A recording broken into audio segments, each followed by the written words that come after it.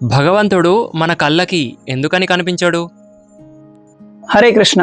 భగవంతుడు పవిత్రుడు, ఆదిదేవుడు, అజం విభుం, పుట్టుక లేనివాడు, మరణము లేనివాడు, అతి శక్తిమంతుడు, న్యూనమైనవాడు, అతి ఘనమైనవాడు. అన్ని లక్షణాలు భగవంతునికి ఉంటాయి అన్నమాట. కానీ కొందరు అడుగుతుంటారు భగవంతుణ్ణి చూడగలమా అని.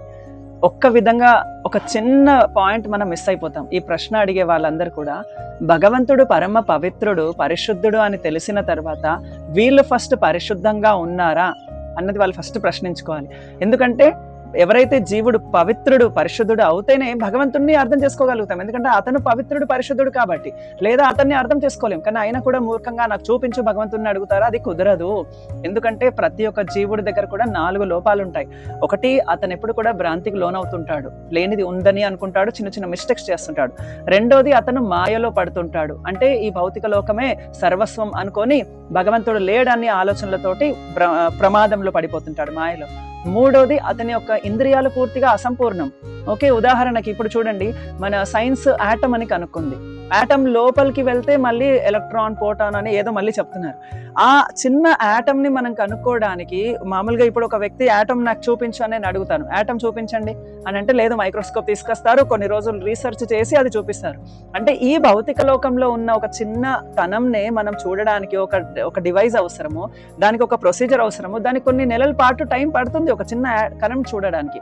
అలాంటిది మరి డైరెక్ట్ గా ఈ దేవదేవుడి సృష్టికర్త అన్ని కణాల్లో కూడా ఆయన ప్రవేశిస్తాడు. అలాంటి దేవదేవుడు పవిత్రుడు మనకు డైరెక్ట్ గా మన యొక్క ఈ అసంపూర్ణ ఇంద్రియాలకు ఎందుకు కనిపిస్తాడు? అందుకే 4వ లోపం ఏంటి? మన యొక్క ఇంద్రియాలు అసంపూర్ణమైనవి. ఈ అసంపూర్ణమైన ఇంద్రియాలతోటి, ఈ యొక్క తప్పులు చేసే మన యొక్క గుణాలతోటి, అలానే మోస ప్రవృత్తి ఉంటుంది మనకి. ఇంకొకటి, మనము భ్రాంతికి లోనవుతుంటాం. ఈ 4 లోపాలు మనకున్నప్పుడు భగవంతుణ్ణి చూడడానికి మనం ఎలా సాహసం చేస్తాము?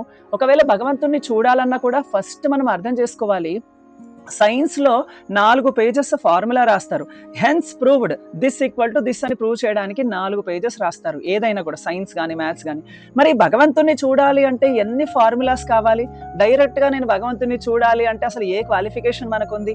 అసలు ఏ డిగ్రీ పొందాలి భగవంతుని చూడడానికి? ఏ బుక్స్ చదవాలి? ఏ నాలెడ్జ్ పొందాలి? కేవలం భగవంతుని నేను చూడాలి అంటే అయిపోతుందా? సో దయచేసి ఇలా ఎప్పుడు కూడా మాట్లాడకండి. ఎప్పుడు ఇలా మాట్లాడినా కూడా భగవంతుని అర్థం చేసుకోవడం చాలా కష్టం. భగవంతుని అర్థం చేసుకోవాలంటే విద్యా వినయ సంపన్నే బ్రాహ్మణే గవిహస్తిని సునీ చైవ స్వపాకేచ పండితా సమదర్శిన.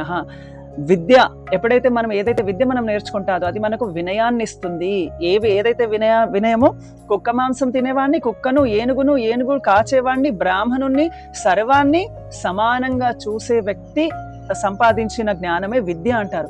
ఆ విద్య ఎప్పుడైతే మనం స్టడీ చేస్తామో, అది అధ్యయనం చేస్తామో, అప్పుడు మనం భగవంతుని చూడొచ్చు. కానీ అంత త్వరగా నేను చూసేస్తాను, నాకు చూపెట్టు అంటే మనకు కుదరదు. హరే కృష్ణ.